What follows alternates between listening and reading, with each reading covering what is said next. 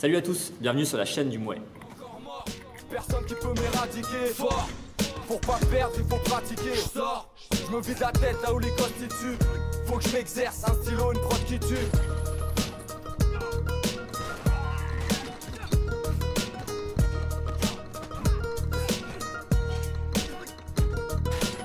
Salut à tous. Aujourd'hui, je voudrais vous parler des parieurs et du rôle important qu'ils jouent dans les stadiums. Alors, en fait, il faut savoir que déjà en Thaïlande, les jeux de paris sont normalement interdits. C'est-à-dire que, à part la loterie nationale, on n'a pas le droit de parier sur quoi que ce soit. Et donc, c'est un petit peu ironique puisque les Thaïs ils parient sur absolument tout. Sur les combats de boxe, sur les combats de coqs, sur les combats de taureaux, sur tout ce que vous voulez. C'est toléré dans les stadiums, c'est toléré dans les grands stadiums. Et donc, une grande majorité du public, en fait, c'est des parieurs. Donc, dans les gradins des grands stades, toutes les personnes qui sont dans les gradins, en règle générale, les rez-de-chaussée, c'est pour les étrangers ou voilà, les gens qui payent un peu plein pot leur place. Et en fait, les étages des gradins sont réservés aux parieurs. À savoir que plus on est loin, plus on est haut dans le stade, moins on parie cher. Et en fait, ces gens-là, ils aiment pas la boxe, pas spécialement. C'est juste en majorité des gens qui aiment parier, qui veulent jouer de l'argent, mais pas forcément des amateurs de boxe qui sont là pour regarder les combats et apprécier la boxe qu'ils regardent dans les meilleurs stades du monde. Donc quand vous assistez à un combat, en fait, le premier round démarre en règle générale assez doucement en Thaïlande. Les boxeurs, ils préparent pas spécifiquement un combat pour leur adversaire, donc c'est le moment de jauger un petit peu les techniques, voir ce qui passe pas. Et surtout, c'est le moment où les parieurs mettent en place les cotes. Et c'est pour ça que les combats démarrent doucement, c'est que les parieurs dans les gradins vont commencer à s'activer pendant le premier round pour placer leurs paris. Du coup là il y a toute une gestuelle qui est improbable qui se met en place dans les gradins, et donc vous voyez tout le monde en fait faire des grands gestes de la main, la paume vers le haut ou la paume vers le bas. Quand on monte le dessus de la main, c'est qu'on est pour le favori, et quand on monte la paume de la main, c'est qu'on est pour le challenger, qu'on veut parier pour le challenger. Avec les doigts, ils placent leur cote, donc 3 contre 1, 4 contre 1, etc. Et ensuite, ils ont d'autres gestes pour dire combien est-ce qu'ils veulent parier. Donc voilà, 10 000 bahts, 50 000 bahts, ça peut être des montants qui sont colossaux sur certains combats. Et donc en fait, il y a toute une chorégraphie de personnes qui font des gestes vraiment dans tous les sens. Quand on voit ça pour la première fois, on se demande mais à qui ils font des gestes, comment ils peuvent s'y retrouver, c'est vraiment stupéfiant. Je vous mettrai des images là dans la vidéo.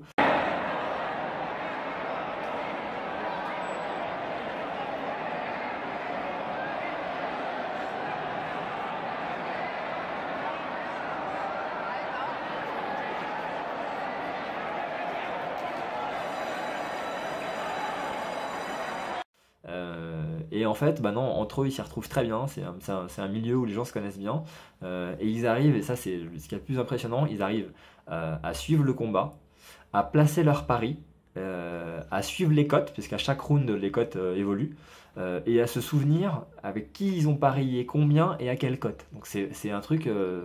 Donc c'est vraiment impressionnant de les voir faire ça et d'imaginer qu'ils arrivent à tout gérer en même temps. Je pense que ça doit prendre pas mal de temps avant d'être bien au point. Et il faut savoir qu'en plus de la difficulté de suivre le combat, les cotes, à qui on parie, etc., en plus le pointage n'est pas le même dans tous les stades en Thaïlande. Par exemple, il y a une différence entre le Lumpini et la Raja, c'est qu'au Lumpini, on additionne la totalité des points de chaque round pour savoir qui a gagné, alors qu'au Raja, on compte le nombre de rounds gagnés en fait. Donc un combat gagné au Raja pourrait être perdant au Lumpini et l'inverse. Et donc les parieurs, selon le stade dans lequel ils sont, il faut qu'ils aient ça en tête pour pointer correctement le combat et donc mettre les bons paris pour gagner un peu d'argent. Et donc il faut bien voir qu'à la fin de chaque combat, les liasses s'échangent entre les gens. C'est un milieu qui est réputé sûr, c'est-à-dire qu'en fait il n'y a pas de mauvais payeurs, les mauvais payeurs ils sont tout de suite exclus des stades, et en fait à l'entrée des stades, si vous regardez, vous allez voir des photos de personnes affichées qui sont les mauvais payeurs en fait. Donc là quand tu es affiché en tant que mauvais payeur dans le stade, c'est terminé, ta carrière de parieur c'est fini, et il ne vaut mieux pas s'éterniser dans le coin. Et il faut savoir que je disais tout à l'heure que les boxeurs, que les parieurs n'étaient pas forcément amateurs de boxe. Et du coup, ce qu'il faut savoir, c'est que eux, ce qu'ils aiment, en fait, c'est les combats les plus serrés possibles. Ils aiment pas du tout qu'il y ait un écart trop important entre deux boxeurs. Ils veulent le combat le plus serré possible, que les cotes s'inversent entre chaque round. Et c'est ça qui leur plaît, en fait. Donc, je vous ai parlé un peu du premier round. Ensuite, où les cotes sont lancées, les paris sont placés. Ensuite, il y a le deuxième, troisième, quatrième round où le combat accélère. Sachant que le troisième round peut être le plus important ou le quatrième en fonction du stade où on se trouve. Et au cinquième round, parfois il y a une chorégraphie un peu spéciale qui se met en place et qui peut déboussoler un peu les gens. C'est que souvent il y a un des boxeurs qui tend les gants à l'autre. Et si l'autre check le gant de l'adversaire, c'est simplement qu'il admet sa défaite, entre guillemets. Le boxeur qui a gagné, il lui fait signe, l'autre accepte la défaite. Et à partir de ce moment-là, les deux boxent plus. Donc ils vont se mettre à tourner en rond sur le ring. Ils vont se regarder, les autres se checker, ils vont boxer très modérément.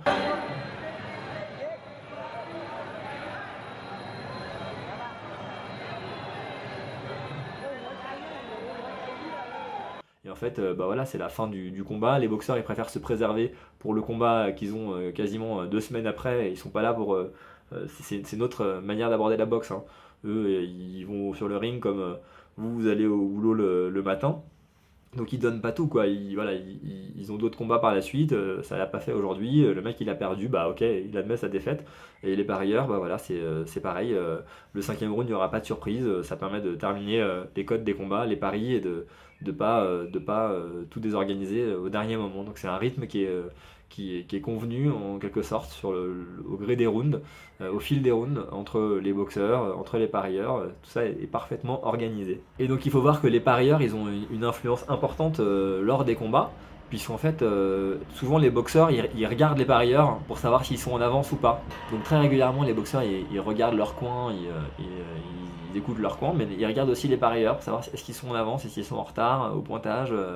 Et donc, les paris influent sur le mental des boxeurs et sur la manière dont ils vont assurer ou accélérer pour la suite du combat.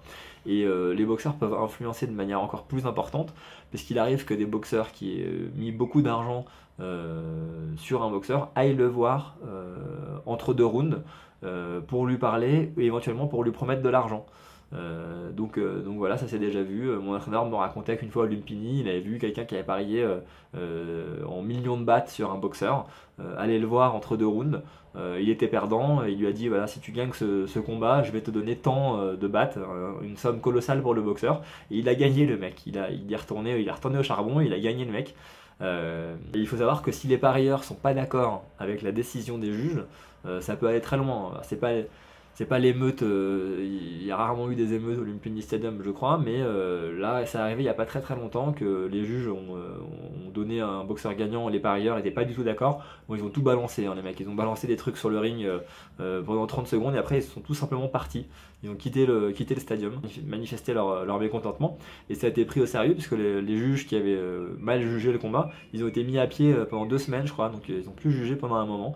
Voilà, donc c'est pour dire que les parieurs, en plus d'être un folklore absolument incroyable à voir, ils ont une réelle importance dans le monde de la boxe thaï. Voilà, c'est tout ce que je voulais vous dire aujourd'hui. J'avais demandé ce qui vous intéressait le plus entre une vidéo sur les parieurs ou une vidéo sur les camps en Thaïlande, comment préparer son voyage en Thaïlande. C'était plutôt les parieurs qui étaient ressortis, mais la prochaine vidéo, ça sera sur comment organiser son premier voyage en Thaïlande, comment ça se passe là-bas, essayer de vous aiguiller un peu pour ceux que ça intéresse. Voilà, allez, à très bientôt. Prends tes potes et ton cas, ouais, c'est parti pour la vraie averse, le TSR est là, ouais. J'évite les grandes, les petites radios, on vise plus haut que la bijato. Allergique au déguise quand y'a père qui s'entend des bruits de chasto. Ça grésille sur réseau, tout le monde fait chaud, c'est pire qu'un trampoline. Des grands petits pour foutre des grands produits, pas besoin d'un grand bolide. Trop de cadavres, il faut une pelleteuse, les petits veulent faire feu. Plus rien ne me choque, laisse entrer l'accusé en guise de berceuse. 12 persos, je leur parle de son, ils me parlent de fric à faire. Facile à prévoir, les chiens s'amènent dès qu'il y a des